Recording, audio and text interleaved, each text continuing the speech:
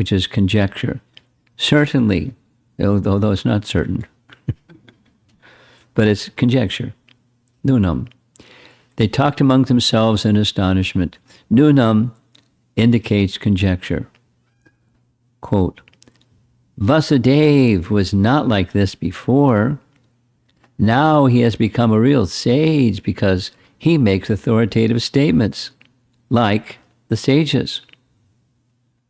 And then someone might counter, but we cannot see the symptoms of a sage in him. The reply, then perhaps he is a master of yoga, fixed on internal worship, because one of the things that yogis may be able to do, meditation upon Supersoul, they may have a, Supersoul hotline.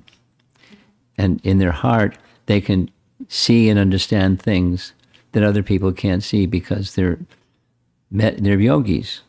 They're meditating on Supersoul, who may give them inspiration or knowledge, as we hear in Bhagavad Gita. Krishna says, I'm situated in the heart of every living entity, and from me comes knowledge, remembrance, and forgetfulness. Specifically a verse like that in Bhagavad Gita.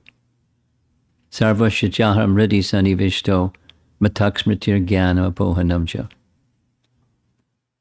So he's situated in the heart, and from him, from Paramatma, comes knowledge, remember. So he may have that, password for Supersoul hotline, and he knows how to get messages from Supersoulgi.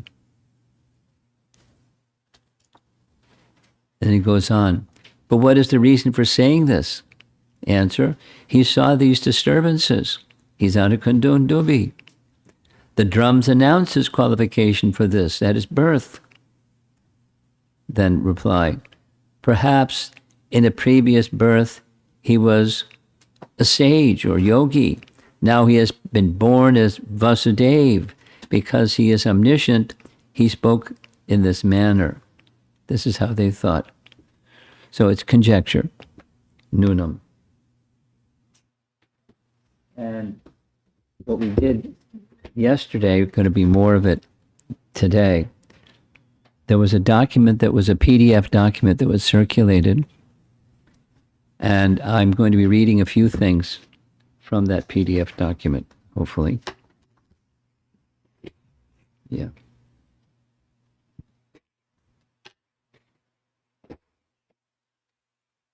Starting with Prabhupada's purport to that verse. So this is verse number 32. Vasudeva foresaw the calamities in Braja by studying Kamsa's political activities, and thus warned Nanda Maharaj to take precautions. Although Nanda Maharaj thought Vasudeva had predicted this incident through wonderful mystic powers.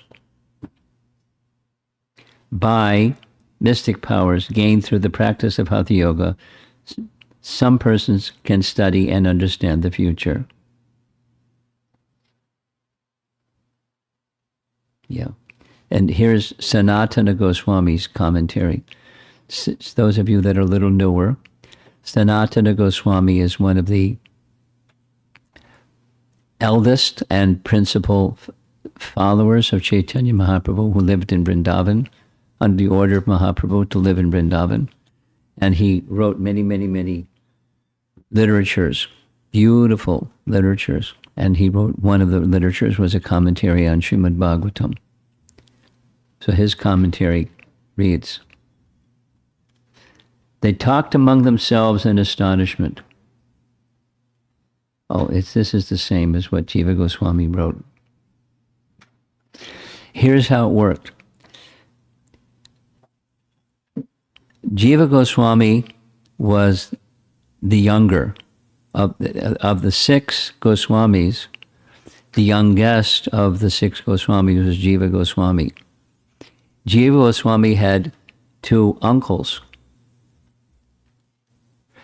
Sanatan and Rupa. Sanatan was the eldest. So Sanatan Goswami, recognizing that his nephew, his brother's son, was superlatively qualified.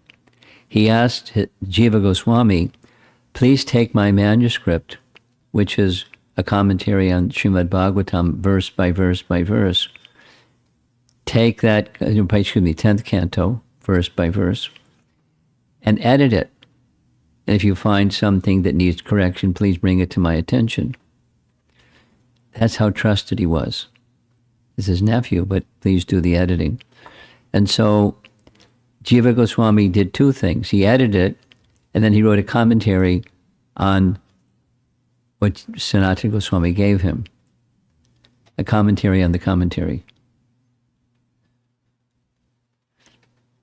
And these are not just, scholarly fellows, they're self-realized personalities. Exceptional. So moving along. Verse 33. The inhabitants of Vraja cut the gigantic body of Putana into pieces with the help of axes. So the body was 12 miles long, so they had a lot of work to do. Then they threw the pieces far away, covered them with wood, and burned them to ashes. So this is a portion of the painting they're showing. They're chopping her huge body with axes.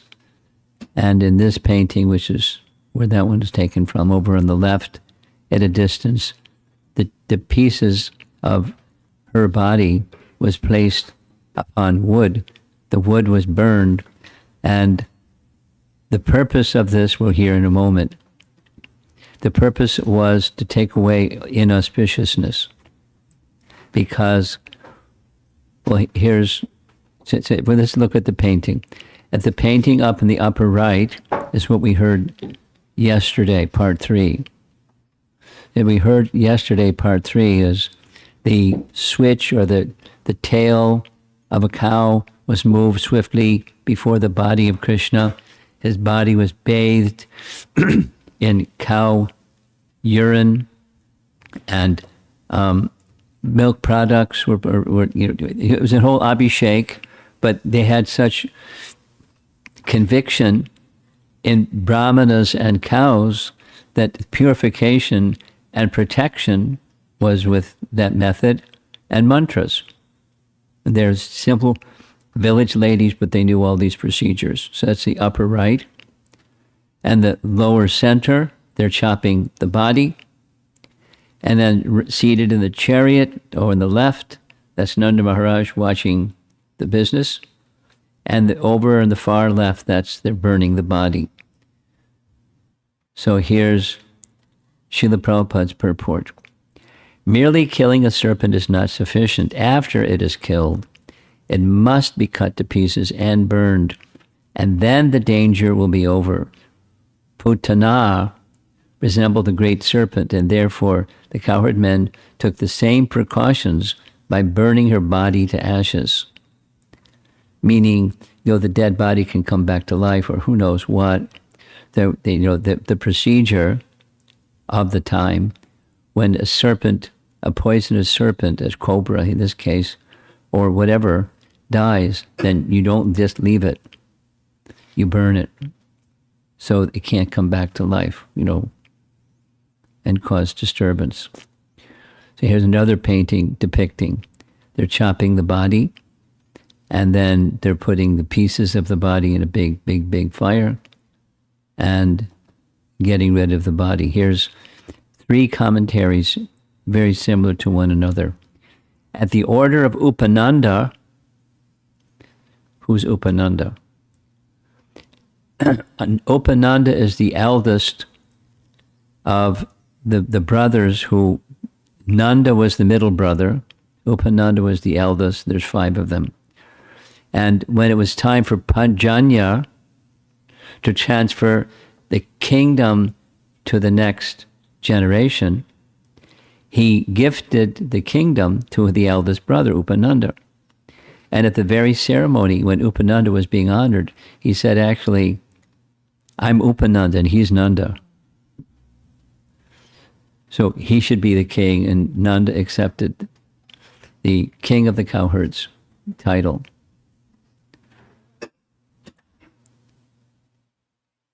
So the elder brother Upananda and others, lower rank men, burned up the body completely for fear that it would come to life again. The influence of poisonous creatures is extinguished when their bodies are burned up. So that's the procedure. Now there's a little bit of commentary that I want to read. That's when you see that little image, that means I'm going to read something. But most of you should have received this as a PDF, so you can go back later and look at it if you so desire.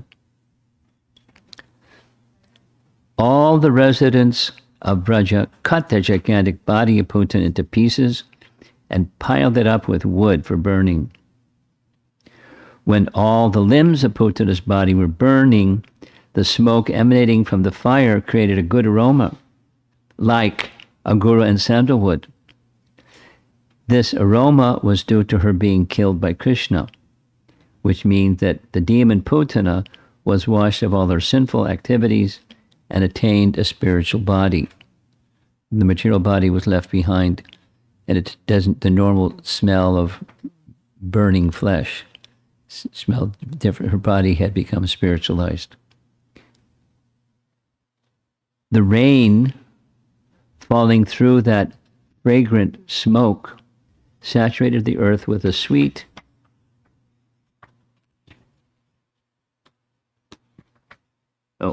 sweet fragrance. Yeah. Okay. So now here's the same painting again. And we went backwards. What happened? Okay. Because of Krishna having sucked the breast of the Rakshasi Putana, when Krishna killed her, she was immediately freed from all material contamination.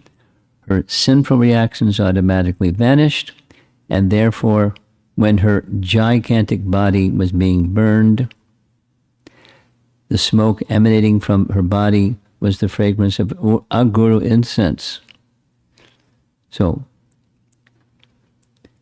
we don't need to try it out. But that's what happened to Putana. The effects of... So the description is not just Putana, Krishna touched her breast, but he trampled on her body with his feet. We'll hear.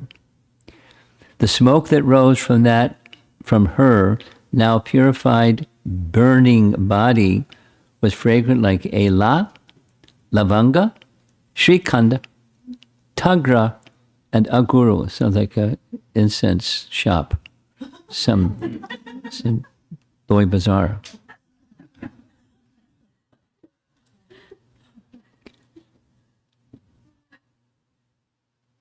Putana was always hankering for the blood of human children, and with that desire she came to kill Krishna, but because she offered her breast to the Lord, she attained the greatest achievement. What then is to be said of those who had natural devotion and affection for Krishna as mothers, and who offered their breasts to suck and offered something very dear as a mother offers something to a child? Now, it's not saying it explicitly, but the commentary is going to say it explicitly. There was a later pastime when Lord Brahma came where the cowherd boys were having lunch, and they were not yet with cows, but with calves, and he became curious. It was just after the killing of Aghasura in that section of 10th canto. Aghasura, the big serpent, snake demon. Agha, Asura.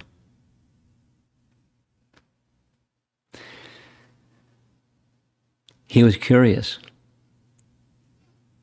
Curiosity got him in trouble. He was curious. Wow. What's the limit? Is there a limit of the mystic power of this young boy? He got bewildered. Krishna's powers are unlimited. So what did he do? He waited till they were sitting after killing of Aghasura. They sat underneath a tree to have lunch. And the calves were just grazing nearby. So what did he do? He came and kidnapped all the calves and put them in a cave, put a big rock in front of the cave. The boys were having lunch. They looked around. Where are the calves? We better go look for the calves because that's our occupation. We tend to the calves. So Krishna said, don't worry. I'll find the calves. You finish your lunch. So while Krishna went away to look for the calves, because it's a pastime, he knew where the calves were, Brahma came and kidnapped all the cowherd boys and put them in another cave, sealed the cave with a big rock. And he came back to the scene of the crime, like criminals will do, to see what's Krishna going to do now, huh? And much to his amazement, you know the pastime, many of you know the pastime, much to his amazement, all the calves and all the cowherd boys were in the same place. So we went back to the cave and they were in the cave. So we went back to where the calves and the cowherd boys were. And Krishna, as they say these days, Krishna blew his mind. Krishna showed identical forms of the calves and cowherd boys, and simultaneously for each calf and each cowherd boy, a form of Narayan. That's a lot of Narayans for as many cowherd boys and calves. And they were, each of the forms of Narayan were surrounded by various personalities representing the potencies of Narayan, offering cacophony of prayers, like really loud, a whole assembly of personified Veda prayers honoring all the Narayans that were present. And Brahma was overwhelmed. There is no limit to the potency of Krishna. So what happened next was Krishna made this arrangement so that the desire of the elder gopis, who were the mothers of his friends, they could have Krishna as their son, looking exactly like their son, but it was Krishna. So they could then feed Krishna like a mother. But they didn't recognize it was Krishna. They thought it was their son. But for one whole year, different than Putana, they fed Krishna with their breast milk. And so they were satisfied having Krishna as their son. The cows were satisfied having Krishna as their calf because he manifested exact likenesses of their calves. Now, what mother wouldn't know this is a duplicate son? But Krishna managed to, with his transcendental potency, have them think for one whole year. And then there's this whole long description that boys in the course of 1 year, they grow. So each of the forms of Krishna looking just like the cowherd boys, they grew. And they exhibited character traits and speech and everything just exactly like their sons. So the point is being made here, and it's made a few more times. These gopis, elder gopis, they were able to satisfy Krishna far greater than Putana. But Putana was able to satisfy Krishna so much, we're going to hear as we go along. She was granted by Krishna the position of an eternal associate of Mother Jasoda in the spiritual world. So then what to speak of the eternal associates of Krishna and Braja, the elder gopis? They didn't come with nefarious intentions. They came only with loving intentions. So how much greater? The point is going to be made several times. They're being honored.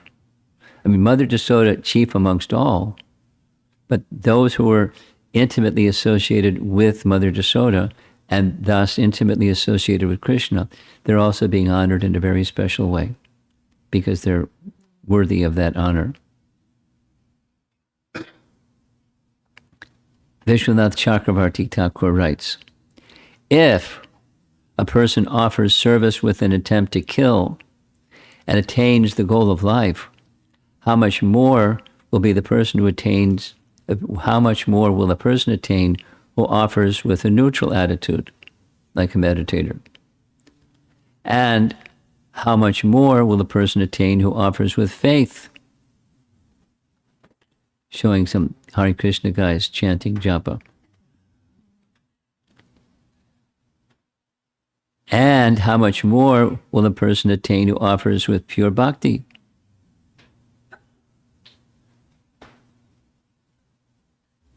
And if a person offers to an avatar of the Lord, he will attain the supreme destination. How much more will a person attain who worships the source of all avatars, Krishna?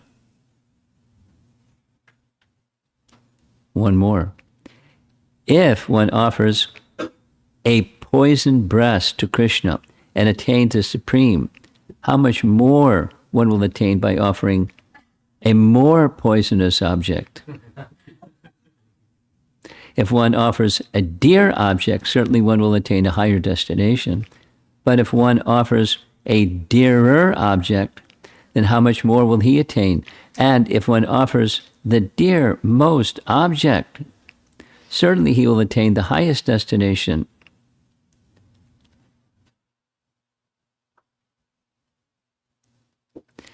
If Putana, a Rakshasi, could attain the highest destination, what should a human being attain?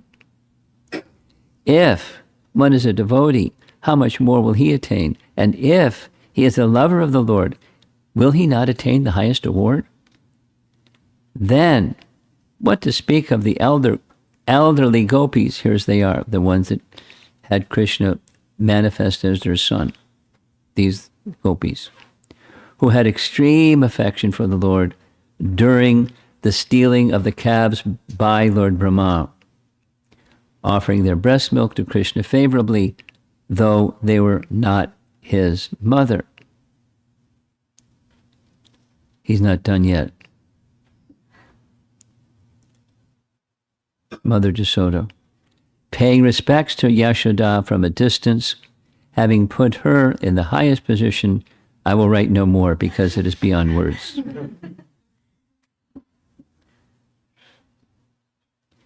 So now, on this topic, I have some notes.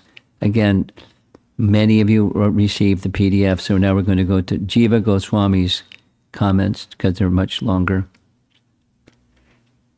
By species, Putana was a Rakshasi, but she was also a killer of children, and as well a drinker of blood. She offered her breast to Hari, who had the intention of taking away her faults. And he did.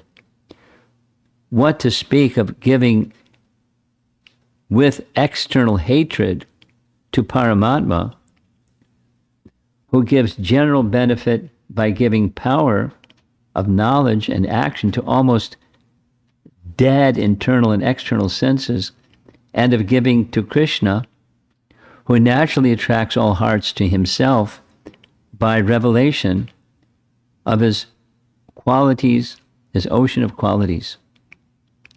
Even a limited amount of his qualities give benefit to persons like Putana. She attained Krishna, the goal of the devotees. And then it's similar. It just keeps going up the ladder. What then can be said about the next and next and next and next and next? What to speak of giving as a mother? The position of mother is established as supreme. The example of gopis in Madhura Rasa is not given. This is aside from the mothers, there's the young gopis. It's not given because mothers show the greatest attraction to their children at the time of feeding them. And that's what this topic is. Now, for those of you that are a little newer, there's a that's three varies, interesting commentary on Srimad Bhagavatam, very creative commentary called Brihat Bhagavatamrita. Sanatana Goswami is the author, and he writes about this particular pastime. Putana attained a destination possible only for saintly devotees of the personality of Godhead. She became a mother of Krishna like Devaki in the highest heaven, Sri Vaikuntha. Swarga, or heaven, is commonly conceived of in this world as a place of unlimited happiness. But true happiness in freedom from birth and death is found only in the kingdom of God. There, Putana achieved liberation and was established in Vatsalya Rasa. She got a big promotion. And what's the secret? Her motivation was wicked. Simultaneously, however, she performed the service of a mother, and Krishna overlooked the wickedness in terms of her ultimate destination. Krishna overlooked her wickedness and accepted the function of mother, or the service of mother, wishing to feed him. So because of her desire to feed him, she overlooked all the wickedness. He removed the tendency for that wickedness and gave her position in the spiritual world as an assistant to Mother Jasoda eternally. Pretty amazing. Most amazing. And that's the first of his pastimes in Vrindavan. He's exhibiting this incredible, unbelievable mercy. He liberated her from the wickedness and gave her position in the spiritual world as an eternal associate of Mother Yashoda in parental affection. Shoo. Now, I'm going to narrate something that's also on the sheet. We're going to see a little photo later.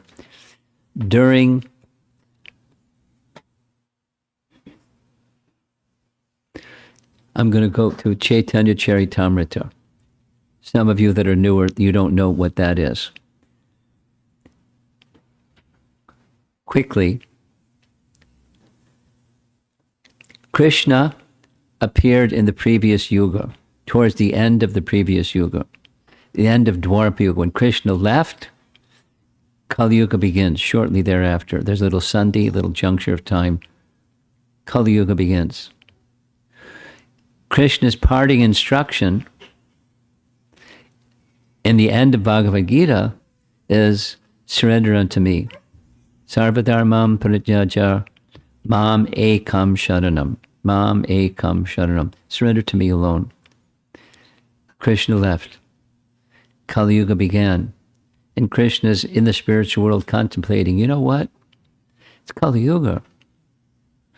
And who's going to understand how to mam ekam sharanam anyways?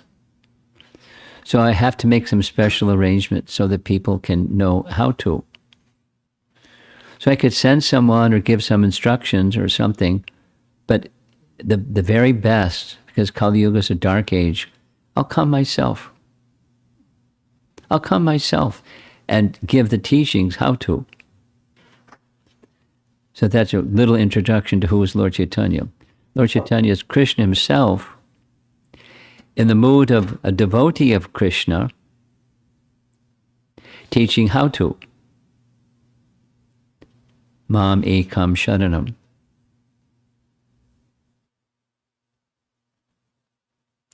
In Lord Chaitanya's pastimes, he had a very close friend, Gadadhar Pandit.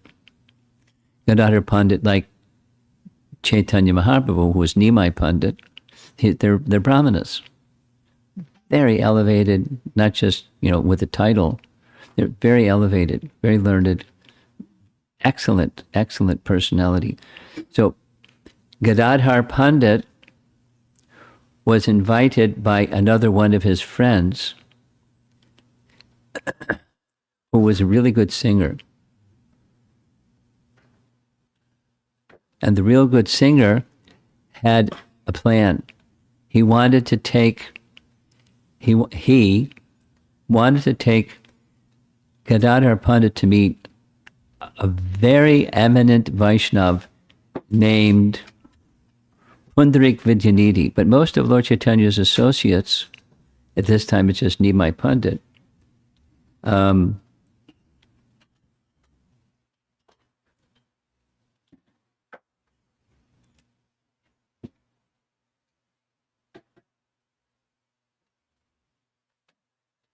to meet a very eminent associate named Pundarik Vidyanidhi. Pundarik Vidyanidhi wasn't born in Navadvip. He moved to Navadvip because of his excellence in bhakti, and he wanted to be around Lord Chaitanya. But unlike many of Lord Chaitanya's associates who were very Pundarik Vidyanidhi had the veneer or the external appearance of being like this incredible, wanton sense gratifier. Description. When Gadadhar Pandit, who from childhood was very renounced, was brought in front of Pundarik Vidyanidhi, he went because of his friend. His friend said, here's a really elevated a person I'd like you to meet. Just look at him. Fancy clothing, lounging around, hookah pipe next to him, perfume, long hair, oil, and, oh man, let me out of here. Because his inclination was renunciation. So his friend knew his mind, and he didn't say, let's get out of here.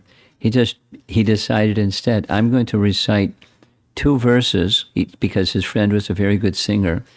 And he recited 2 verses from the Bhagavatam, both of which glorify the mood of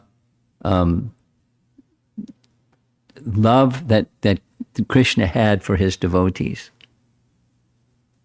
So he recited the verse, he sang in a very melodious voice. He sang the verses in Sanskrit. And just hearing the verses glorifying Krishna, that's written in Chaitanya Charitamrita. He lost external consciousness. He fell to the ground. He started rolling around on the ground, flailing his arms, crying out loudly Krishna's names, just hearing 2 verses from the Bhagavatam. And Gadadhar went, he looked like that, but that's not who really is. And after some time, the singing had stopped. Pundarik Vidyanidhi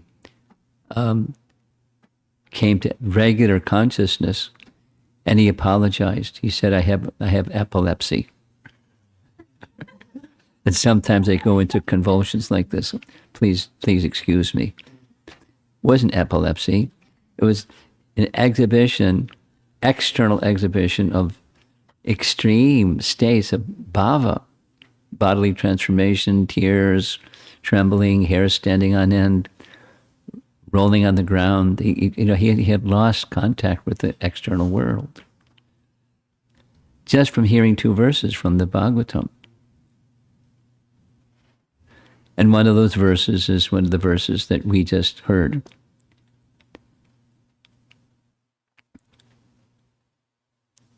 So here's 2 more verses. This is now, we're back to Putana. The Supreme Personality of Godhead Krishna is always situated within the core of the heart of the pure devotee. And he has always offered prayers by such worshipable personalities as Lord Brahma and Lord Shiva, because Krishna embraced Putana's body with great pleasure and sucked her breast. Although she was a great witch, she attained the position of a mother in the spiritual world. Now we're going to hear some details of how it's not exactly, but it's not exactly not either. We'll hear. And thus achieved the highest perfection. What then is to be said of the cows whose nipples Krishna sucked with great pleasure, and who offered their milk very jubilantly with affection, exactly like that of a mother? So the cows are more exalted. Vishwanath Chakravarti Thakur, taking the words from the verse, Sanskrit, Krishna's feet are situated only in the hearts of the devotees, Bhakta Hridi Stabhyam.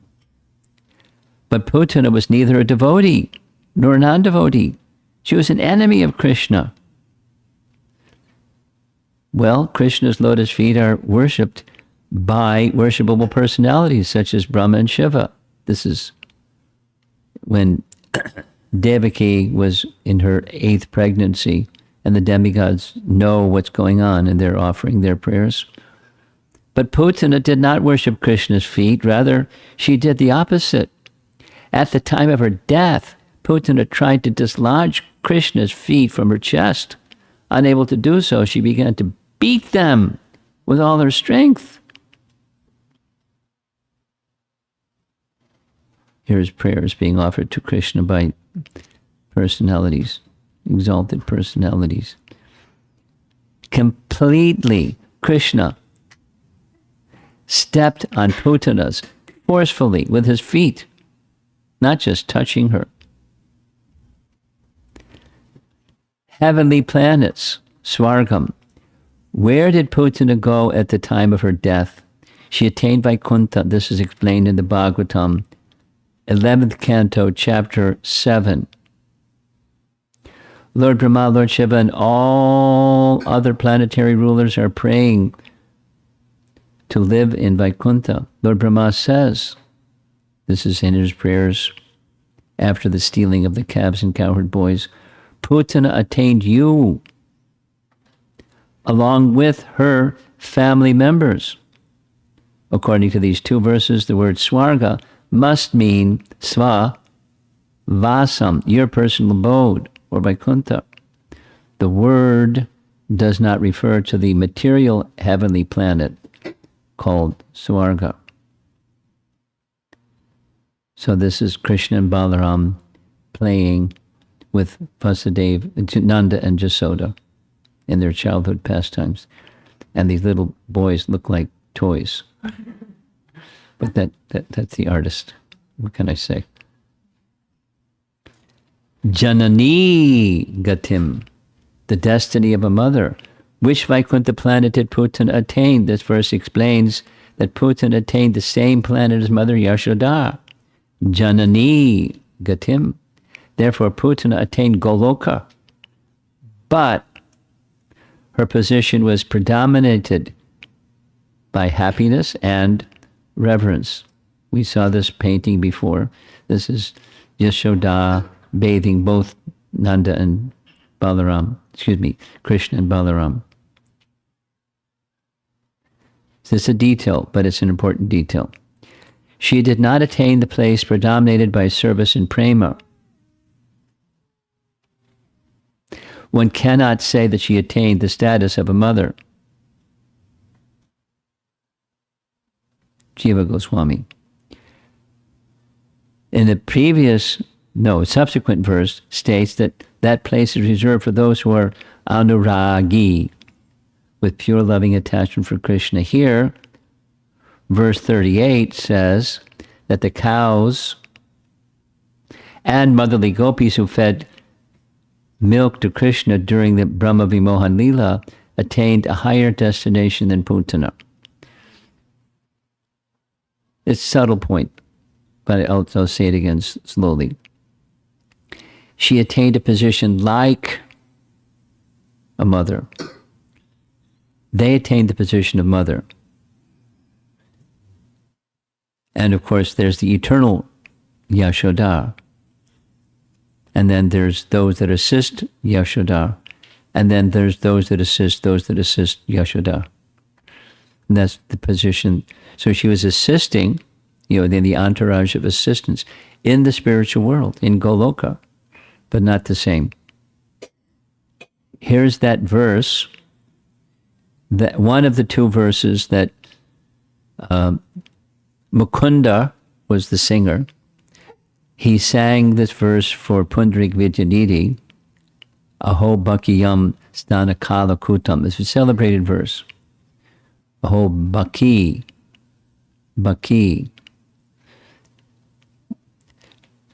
Alas, how shall I take shelter of one more merciful than he who granted the position of mother to a she-demon Putana, although she was unfaithful, and she prepared deadly poison to be sucked from her breast.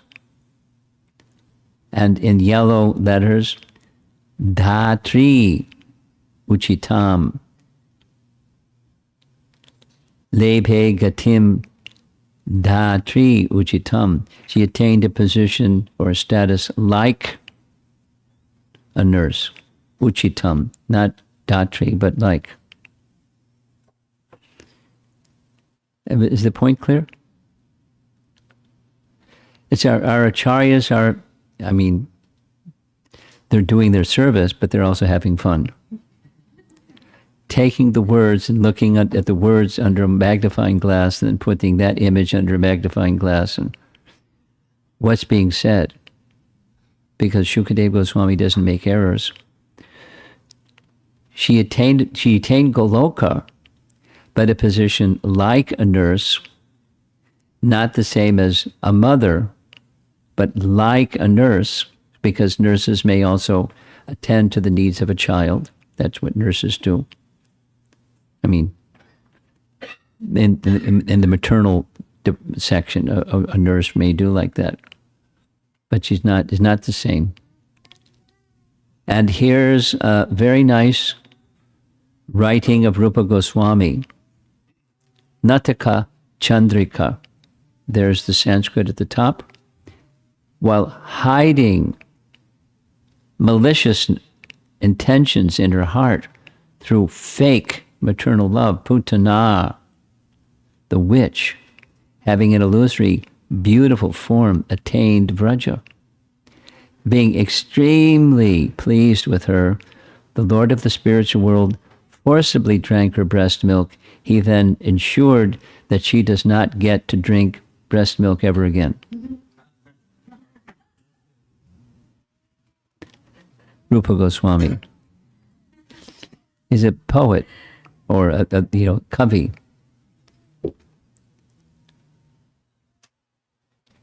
There's a conclusion to this for Putana. It's described when Lord Krishna killed her, a great chariot came to take her to Goloka Vrindavan. The chariot had 100 wheels and was totally jewel encrusted with 10,000 chamras and 10,000 mirrors. It wasn't just a taxi.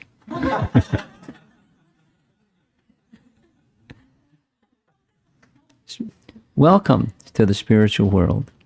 So she's being honored in a very special way, although evil intention.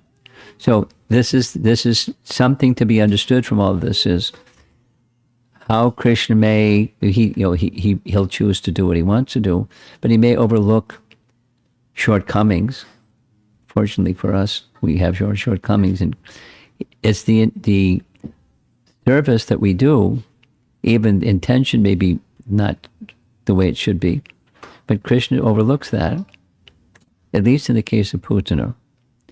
So now here we're ready for some more topics to be read. Here's what's written in the BBT purport.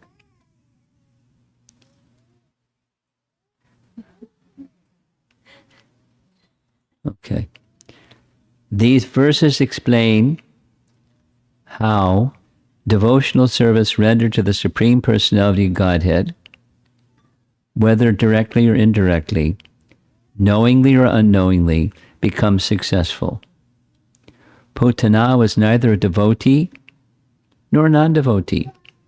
She was actually a demoniac personality which, instructed by Kamsa to kill Krishna. Nevertheless, in the beginning, she assumed the form of a very beautiful woman and approached Krishna exactly like an affectionate mother, so that Mother Yashoda and Rohini did not doubt her sincerity. The Lord took all this into consideration, and thus she was promoted to a position like that of Mother Yashoda.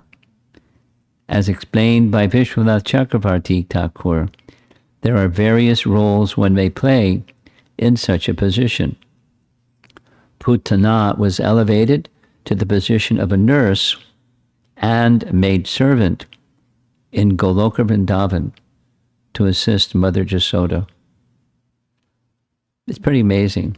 I mean, there's lots and lots and lots of commentary written about this because it's quite amazing. It's astonishment is one. Those that come to hear this, what to speak of the persons who were in Vrindavan at the time during the pastime, there's this word that's used, astonishment. It's a secondary. Shh. It's a secondary rasa. It's a little Rupa Goswami education for a moment. According to Rupa Goswami, there are 5 primary rasas and 7 secondary rasas, and there are anubhavas that correspond to the secondary rasas. So astonishment is astonishment is connected to one of the primary rasas, and it's exhibited differently by different persons, especially corresponding to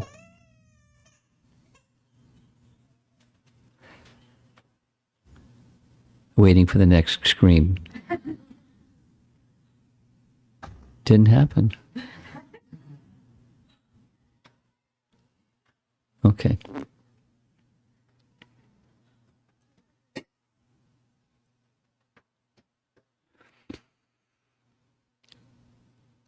One of the primary things that the reading of Krishna's pastimes and looking at the pastimes through the lens of Rupa Goswami is he is stimulating ecstatic love. There are different categories of bhavas or ecstasies. And different behaviors or speech or events stimulate this bhava, that bhava, and then they subside, and then another one, like waves of a river. The river is flowing, that's the relationship with Krishna. The river is flowing, and then there's this ecstasy and that ecstasy. So events stimulate different ecstasies. And one of the ways of viewing or hearing the pastimes of Krishna is he is stimulating ecstasies amongst his devotees in different ways. And the pastimes are those waves of those ecstasies that together you look at the wave and it's a loving exchange. And then you look more closely and then there's this wave and then there's that wave and then together it's the river of loving exchange. It's really nice. Very nice. Jiva Goswami writes, question, if she was so evil, how did she attain Krishna? Reply, if one sees his powers, it is not astonishing. Though this can be said, 2 verses show that something more astonishing also happened by giving the details. He stepped on Putana with his feet, which are situated in the hearts of the devotees, but not directly contacted by the devotees, but in their hearts, and not others, with his feet suitable to be worshipped by all people, including great devotees like Brahma and Shiva, even though they cannot serve him directly and touch those feet. But when he drank from her, so he stepped on her chest with his feet, and she wanted to get rid of his feet because he felt really heavy. When he drank from her breast, she attained Krishna. How astonishing. The cause is his mercy, evoked because she imitated the mood of a mother.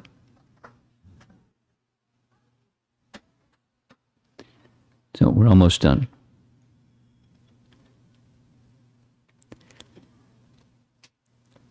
Here's 2 verses. The Supreme Personality of Godhead, Krishna, is the bestower of many benedictions. This is Mother Yasoda looking in Krishna's mouth to see if he's eaten dirt. Including Kaivalya, liberation, oneness with the Brahman effulgence. For that personality of Godhead, the gopis always felt maternal love, and Krishna sucked their breasts with full satisfaction. Therefore, because of their relationship as mother and son, although the gopis were engaged in various family activities, we should never think they returned to this material world after leaving their bodies. Now, there's another reading section, and I'm going to skip it because of time. But you have the document, so you can look at it yourself. Upon smelling the fragrance of the smoke emanating from Putana's burning body, many inhabitants of Brajabhumi in distant places were astonished. Where is this fragrance coming from? They asked. And they all went to the spot where Putana's body was burnt. After settling the philosophical issues, Sukadeva returns to the topic at hand. Kata means burning of dead body. Kuta, Kim, Idam, where does the smell come from? Is this a guru incense coming from Indrapuri down through earth and trying to enter Sutala? Or is it ascending from Bali's abode and Sutala through the earth up to Swarga? Or is it coming from Kuvera's city in the north or from Varuna's city in the west? In this way, the cowherd men entertained many questions. Jiva Goswami. Kata means a crematorium. Inhabitants who had gone elsewhere before these events spoke in this way. Now there's 44 verses in the chapter. We're at 42, so we're almost done. This is Nanda Maharaj with his 2 boys, Balaram and Krishna, and he looks very happy. When the inhabitants of Braja, who had come from distant places, heard the whole story of how Putana had come and then been killed by Krishna, they were certainly astonished, and they offered their blessings to the child for his wonderful deed of killing Putana. Nanda Maharaj, of course, was very much obliged to Vasudeva, who had foreseen the incident, and simply thanked him, thinking how wonderful Vasudeva was. They're dear friends, and he warned him, and sure enough, the returning cowherd men were very astonished. Vasudeva has spoken correctly. In discussing amongst themselves, they said, who else but Narayana could protect the baby? And Jiva Goswami. When Nanda and others returning heard in Vraja the details of the protectors of Gokula about Putana's coming, her death, as well as giving her breast and cries of pain, and as well the blessings given to the child, they were amazed. This increased their parental affection, which is part of the whole pastimes of Krishna, is stimulating love. Their primary rasa is parental affection, and so it got stimulated like anything. their love for Krishna magnified. Oh, Maharaj Parikshit, best of the Kurus. Nanda Maharaj was very liberal and simple. He immediately took his son, Krishna, on his lap, as if Krishna had returned from the death, and by formally smelling his son's head, Nanda Maharaj undoubtedly enjoyed transcendental bliss. The painting is Krishna's on his lap. He's reclining. He is with Krishna and very, very happy. I'm going to skip ahead because of time. Jiva Goswami writes, when his agitation ceased, he became filled with joy, which is indicated by his name. So initially it was like, what? He saw that body and now he's settling down. Because of that joy, his mind became filled with an ocean of good qualities, including compassion. Thus he took his son on his lap. He smelled his head. He lamented, because I went far away, such calamities have occurred. Oh, best of the Kurus. This indicates what was explained previously. The previously means the previous chapter. The previous chapter was where Vasudeva said, better get back to Gokul quickly as you can. Just as Yudhishthira protected you, Nanda desired to protect his son. From this time, Krishna got the name Adhoksaja. So then beneath is where that comes from. Jiva Goswami is making a reference to another literature, Hari Vamsa, where that Adhoksaja has these two parts. Beneath the axe, or Adhoksha, and born again, Adhoksa Ja, the name of Krishna. So he should have been killed. He was to attempt to be killed, but he was protected. Or Adhoksaja. And I'm going to go forward. Here's the last verse of the chapter. Any person who hears with faith and devotion about how Krishna, the Supreme Personality of Godhead, killed Putana, and who thus invests his hearing in such childhood pastimes of Krishna, certainly attains attachment for Govinda, the Supreme Original Person. Now, we read something in the very, very beginning from chapter 90, that was the last chapter of Canto 10. Here is the same message in chapter 6. The effect, the net effect, is becoming attached to Krishna. Now, many of you grew up knowing something about Krishna, but I grew up knowing nothing about Krishna. And somehow my life has become attached to Krishna. And how did that happen? Just by hearing. So that's what we're doing.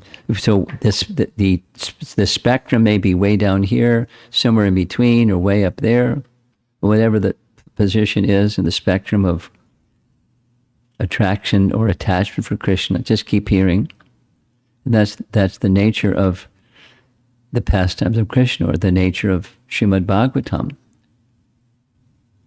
Many of you know, according to what Krishna says in Bhagavad Gita, the purpose of the Vedas is Vedaishta Sayarvayar Aham Eva Vedyo Vedanta Krit Veda Vedeva Cham. The purpose of the Vedas is to know Krishna.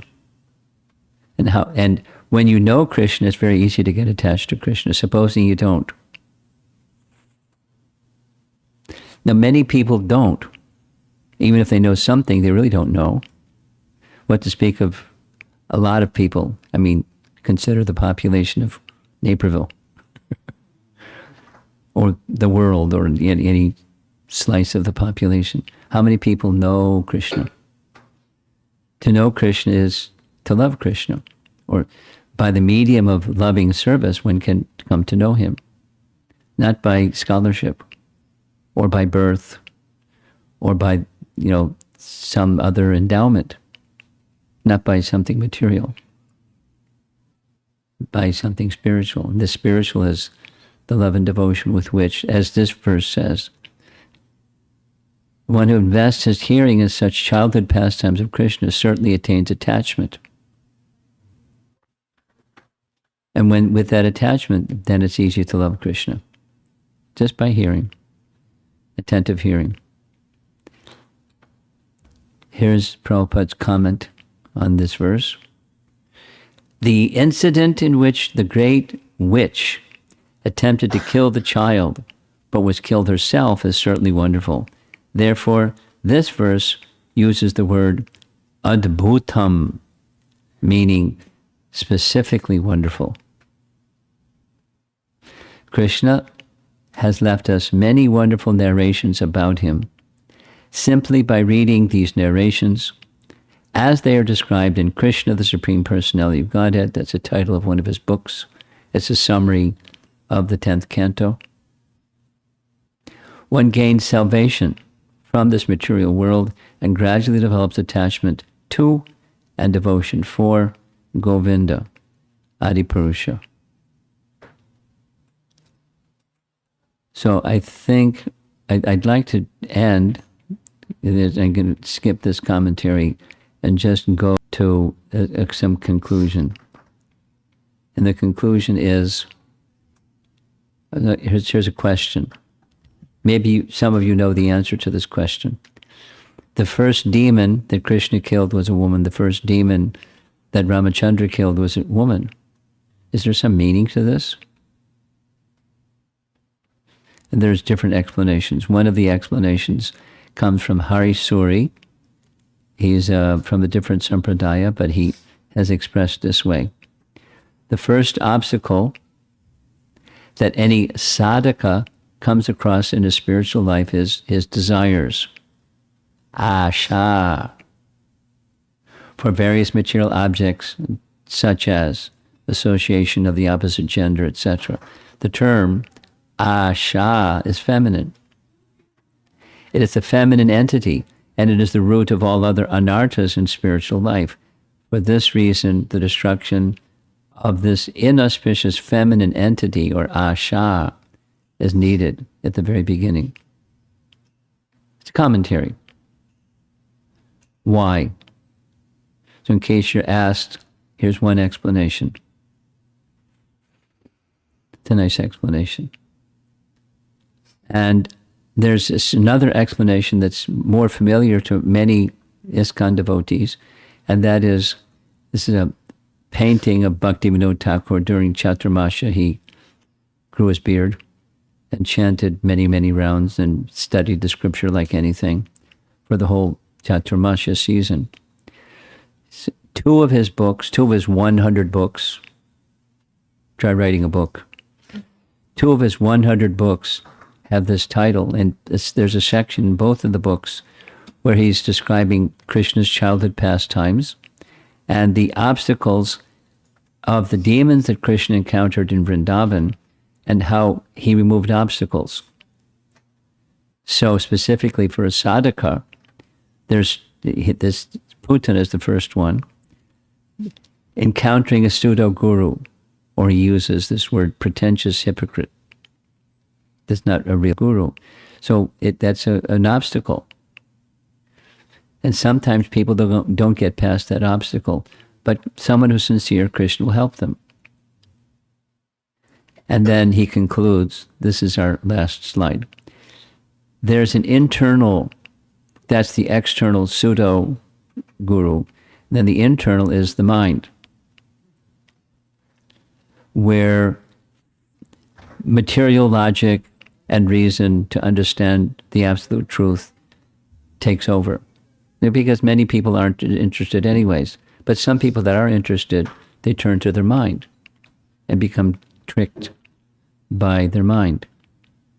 So that's it. And thank you for being patient enough to listen to all of this. But again, the purpose of this exercise, because for those of you that are just here for this afternoon, We've been at this for like 6 hours.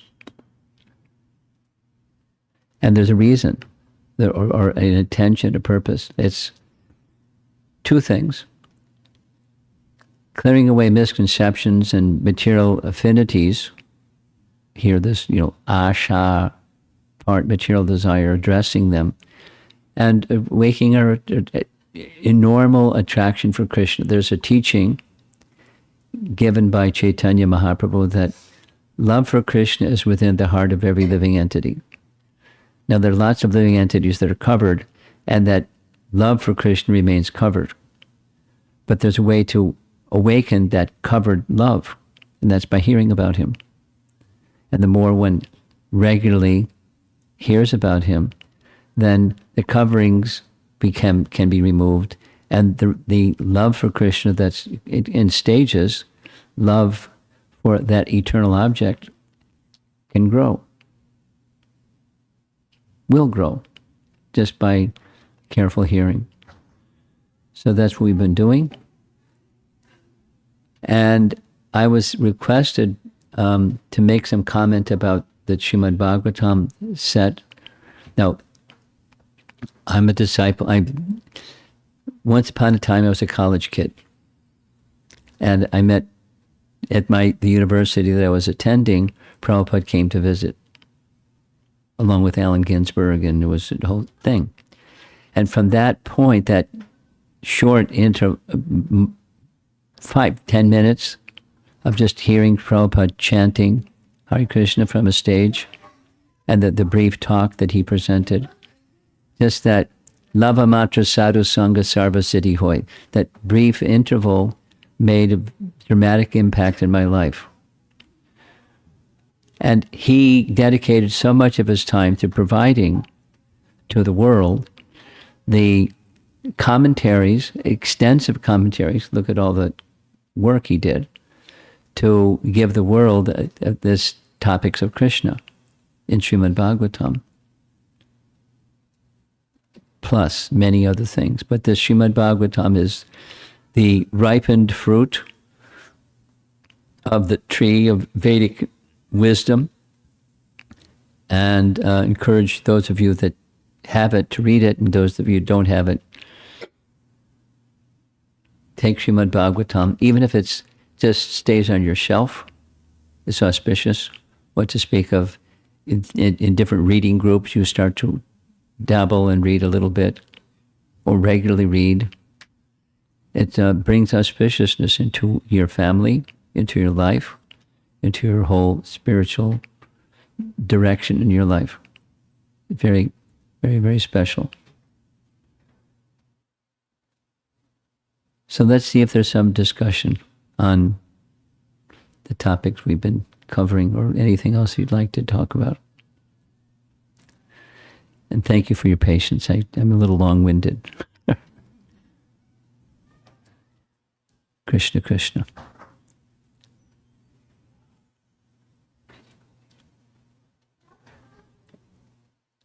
Maharaj, so we hear faith multiple times today.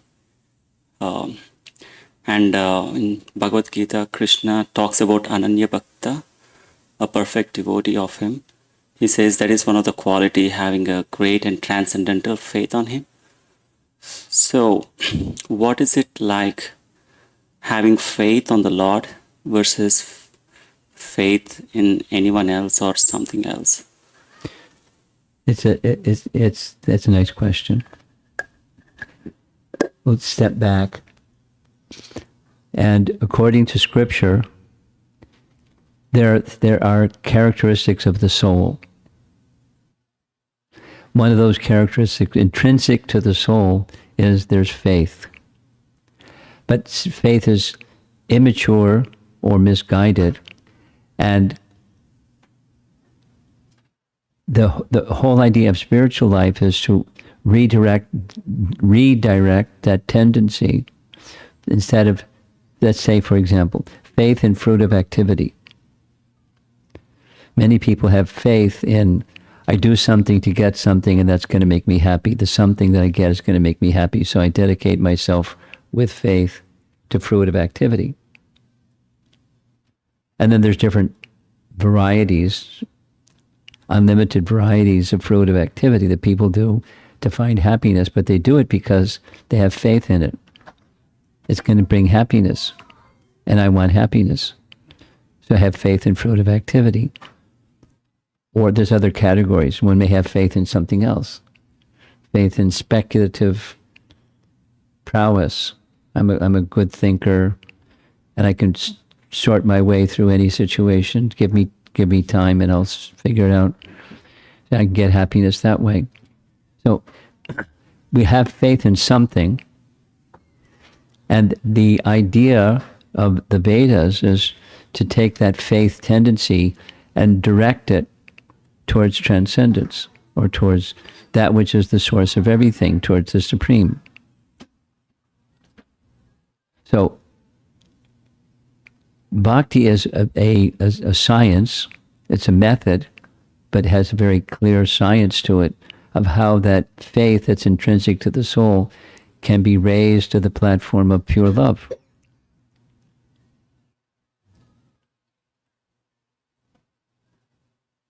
And there's so many nice examples. We all have a desire, we want to be happy, or we want to love and be loved. It's animals, not just human beings. We have a desire. And according to the conception of life, that desire is enacted this way, that way, the other way. Spiritual refinement is to take that same intrinsic faith and happiness will come to me through this, that, or the other thing, and give it a transcendental or a eternal picture of where to repose my faith. So that's great and transcendental faith. But it takes sound. It takes a teacher and teachings. Just like many of you are parents. So parents have children. And you have children, then you want to give teachings to your children so they'll find happiness. So you give teachings that correspond with what happiness looks like to your best of your ability. And then faith in what? And then there's the capacity of the person according to their capacity to receive that which is being encouraged. So the right combination of the person who wants the real thing, like sat, that which isn't temporary but permanent, and with faith pursue sat. So Bhagavad Gita and Srimad Bhagavatam provide us with the Om Tat Sat, the Supreme Absolute Truth in fullness. And that's a wonderful gift that parents can give to their children, or teachers can give to their students, or that one can give to the world. And that's the kind of teacher that Prabhupada was. He wanted to give that gift. So faith redirected towards transcendence, or redirected towards that which is the source of everything. And it was very, very effective. Not everybody, but very effective.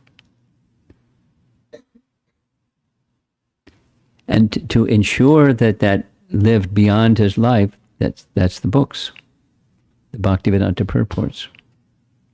He can continue giving even after he's gone.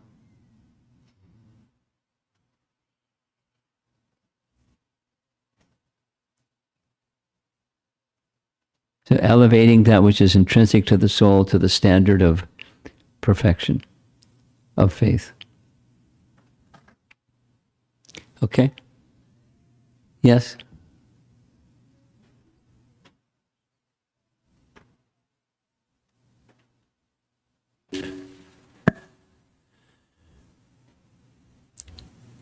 The overpowering impression is how kind Krishna is. And in Bhagavad Gita we hear apichet sudaracharo bhajate mam ananya bhak, that such a person, even if they do something bad, should be considered a sadhu. But that what Krishna does with Putana takes that verse times 20 or whatever. It really, she did nothing good, and she did just one thing. She said nothing good and only one thing good, which was to offer motherly love to Krishna, even though there was poison in her breast milk. And Krishna saw that one thing and in the spiritual world. I mean, it's just unfathomable. So my thoughts are going to, living entities have free will. We have, at every point in time, we have free will. Yes. And I was considering in the Bhagavatam, the story of Daksha comes, and how Daksha's tendency, even though he was corrected by Shiva, he offered apologies, deep apologies, offered beautiful prayers, and served Lord Shiva that way, but the tendency didn't go. And so the next life he came back as Daksha Part 2 and played out again in his episode with Narada. So my question, Maharaj, is how to understand, or what can we understand in comparing these things and understanding what happens to that free will of the living entity. In Putana's case, was she just like, oh, I really was silly and stupid and now I'm completely dedicated to Krishna? I mean, like 0 to 100? And in Daksha's case, there was a little bit of movement forward, but then he retracted back. Well, thank you. It has everything to do with the power or the potency or the potential of Krishna to deliver.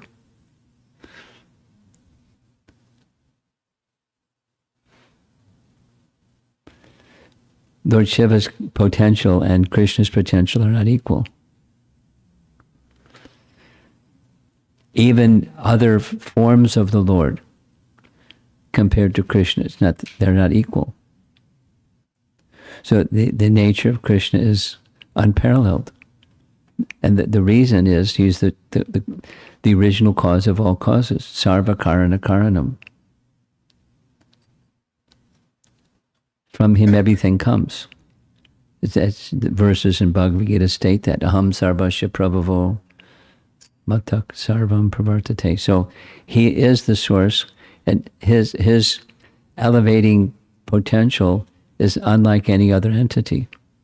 Although there's worshipable and laudable and praiseworthy other entities, they're not Krishna. So somehow or other, if one can contact Krishna, even way over there in left field, but Putana, there's nothing like Krishna.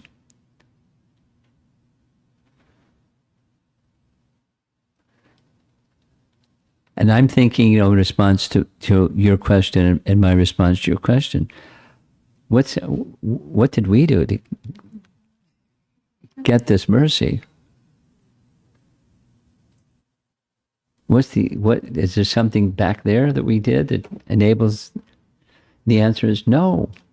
There's not something material that can create spiritual. You get so many numbers and add up the numbers and you get unlimited. It's no such thing. It's causeless mercy. Somehow. Yadrishchaya. We've discussed this in one of the earlier parts. Yadrishchaya. Causeless. So here we are. And each of us are at a different position. From this lifetime and previous lifetimes, here we are. And our hearts are oriented the way our hearts are oriented through a combination of, like you said, free will choices, and here we are. And then we're making our free will choices, and somehow along came this one. And somehow it came along. And somehow we said, yeah, I'll hear some more about this. It's just reciprocating with causeless mercy. There's nothing like it.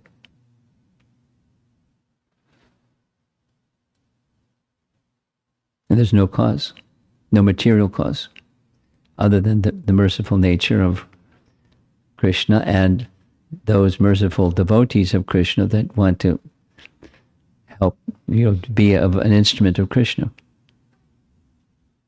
like Prabhupada, and providing the Bhaktivedanta purports.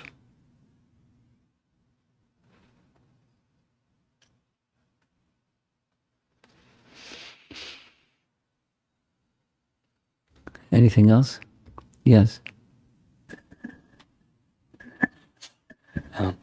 Maharaj, so the response, the understanding of causeless mercy, we can understand that and appreciate that this is causeless mercy to some degree. But then Vishwanath Chakravarti Thakur was writing that slide where he says that what if someone is approaching the Lord like Putana, then what to speak of someone who approaches the Lord favorably, and what to speak of a person, yes. So that seems like he's speaking of a logical progression.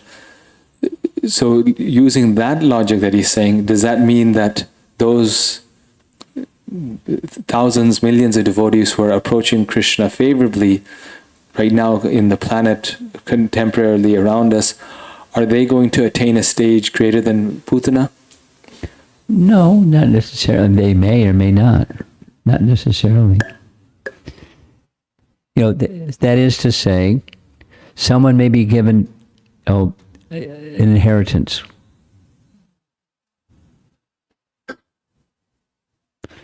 Like Ambarish Prabhu, the great-grandson of Henry Ford, got an inheritance, the Ford wealth.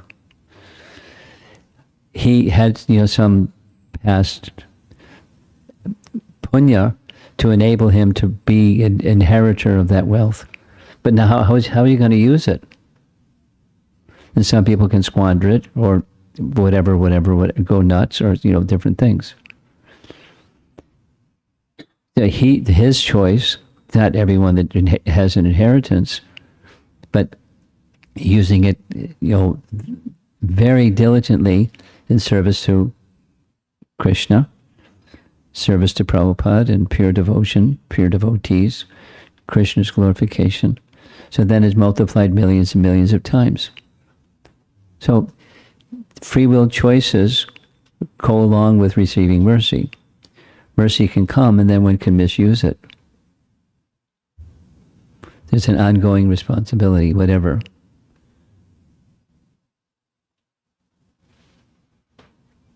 And that's true for any one of us in the room.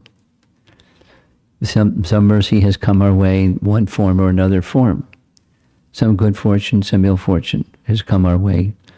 We didn't ask for the ill fortune. We didn't necessarily ask for the good fortune. But now how are you going to use it? You're making free will choices as you move forward.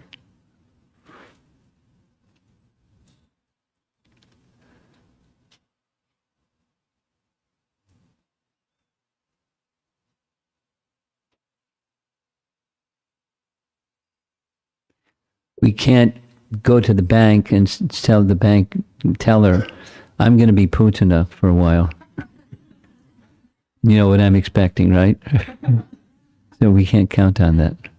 It's, mercy and our free will choices upon receiving that mercy. And it's abstract in the sense that it's not us, it's somebody else, and it's like just a storybook or something. But it has immediate relevance in our lives. Whatever good fortune, ill fortune has come our way, how are we going to respond to that? Do we become obsessed with getting rid of the ill fortune and lose track of the higher purpose of life? Or, we're making choices as we move along. And the good fortune that has come, how much attention am I placing upon that good fortune?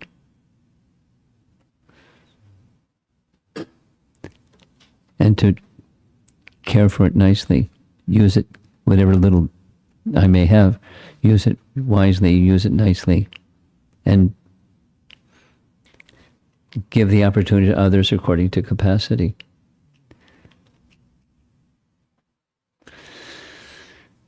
Someone else? Yeah. Hare Krishna Maharaj. So So I want to know how to chant nicely, because How to whenever do we what? yeah, how to chant nicely, because whenever How to we do what lightly? chanting, while chanting, we like basically, though we are chanting, our mind goes like our mind will be thinking different in direction. Really? Yeah. So how to chant like nicely with more effectiveness, like. Okay. I invite you to listen to the recordings of the Festival of the Holy Name. We spent 3.5 days answering that question. Not just me, but, multiple speakers. So listen, and you'll find lots and lots and lots of tools. It's a big wheelbarrow with lots of tools in the wheelbarrow to help you do your gardening of the heart nicely. But one of the outstanding points, for me at least, is same as this point that was towards the end, just careful hearing, because the wandering mind can be captured by the ear.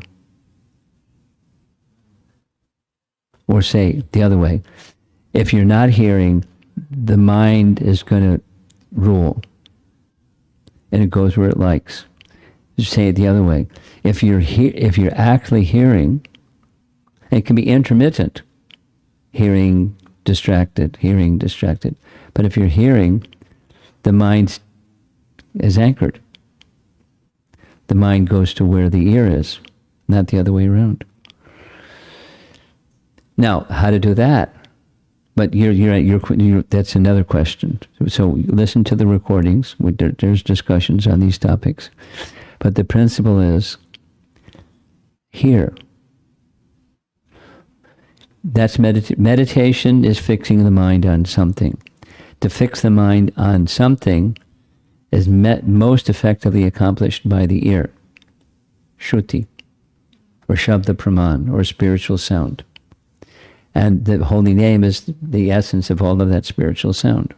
So we're given in a silver platter with, ribbons and bows, and, it's real easy. But we're still distracted. So it's the process of hearing. We had a nice discussion. Gopal Hari was asking this, something related yesterday. So stay with the devotees in good association and keep asking that question. And you get answers. And then when you get answers, then you have to apply the answers. Easier said than done, because we're distracted. Lots of stuff going on, and but here, at least for some part of the day, where there's other stuff isn't going on, you shut down this, and your phone, and everything, and just hear. And every day, for Dirgha Kala, according to Patanjali, for an extended period of time.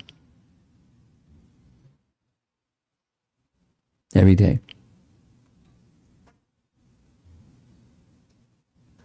You want to say something else? Okay. Aruta.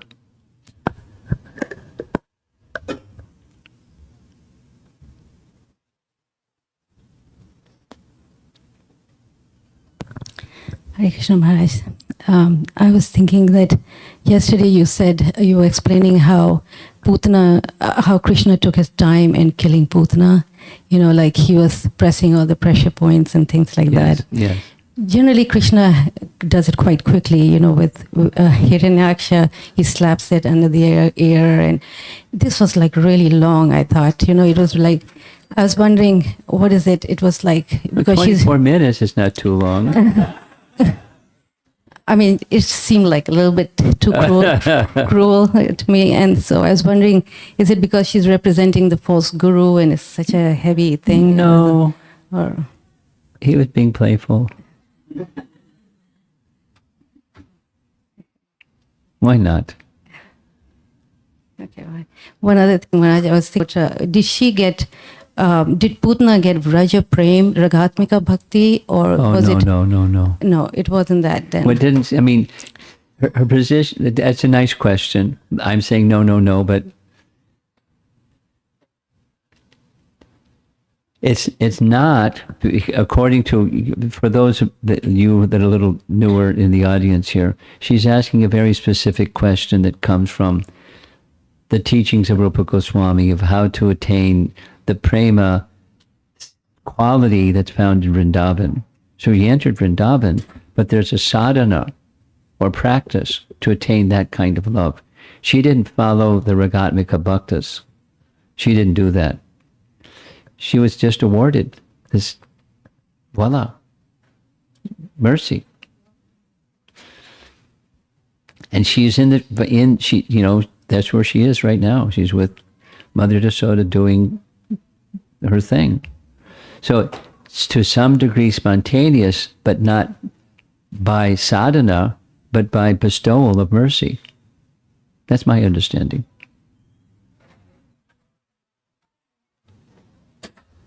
Not as elevated as some of the others who are in that same position, but there she is. Recipient of mercy for that little smidgen of service. Don't try it out. Wait, over here. We're gonna end with this last question up here, and Guru Maharaj, you're thanking us for our patience, and you express that you can be long-winded, and we want to thank you for massaging this topic and by pecking at it from so many different angles and pablumizing the commentaries of our acharyas. The mango has become sweeter and sweeter. You were expressing that in verse 3, Shukadev Goswami is being sensitive to Maharaj Parikshit's emotion. You said, I wouldn't have caught that. And what to speak of what we catch when we read, even Prabhupada's commentaries. So just want to express a lot of gratitude for this. And the question that comes to mind, Guru Maharaj, you made a comment about Lord Brahma. You said Lord Brahma's curiosity got him in trouble. yeah. And some of us have a psychophysical nature that can be very curious. That's not bad quality. But what he did to satisfy his curiosity, that was the problem. So the question that arises for me is, what are the bounds within which curiosity can support our bhakti? And Well, when... the answer to that question is you have to have intelligence. And because if you don't have intelligence, you don't know where boundaries are. You just go all over the place. So where do you get intelligence from? It's not from a supermarket. It's from Super Soul. Super Soul gives intelligence. So qualified. So if you don't have that super intelligence from Super Soul, then you stay in the boundaries of, standard conduct that's found in Scripture, and don't venture too far away from this standard conduct, and become proficient and just purified by sadhana bhakti. And then when the time is right, moving to other stages of bhakti, from sadhana to raga, nuga, sadhana bhakti, and so forth and so on. But that's also guided by qualified persons. Their intelligence can guide us.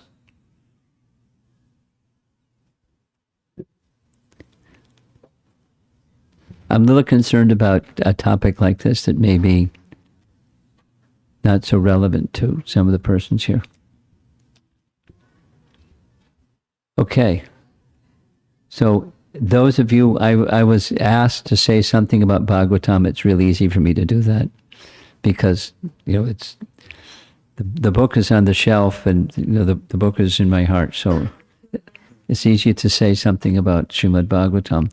And those of you that, say it again, those of you that have Srimad Bhagavatam, please read. And, there's reading groups, and there's all kinds of systems for going more deeply. Otherwise, it's foreboding and it just sits on your shelf. But at least let it sit on your shelf. And then engage in hearing and discussing.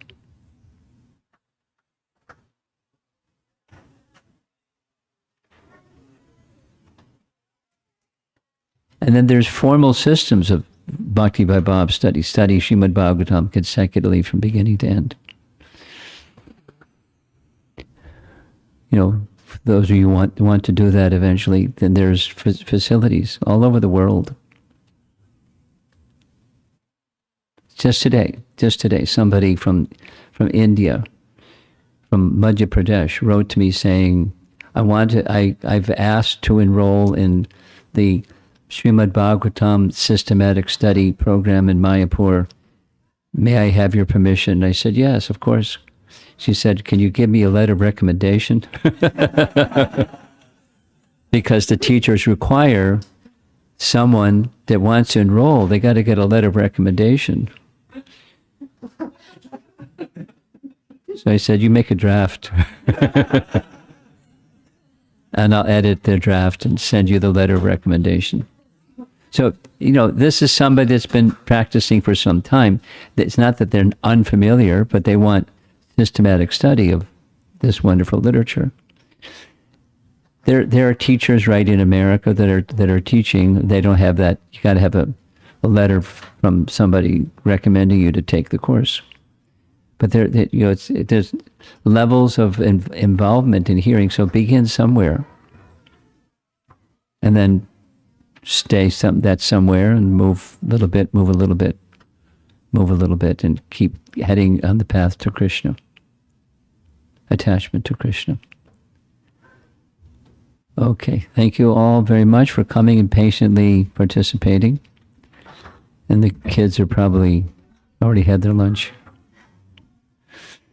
Srila Prabhupada Ki Jai.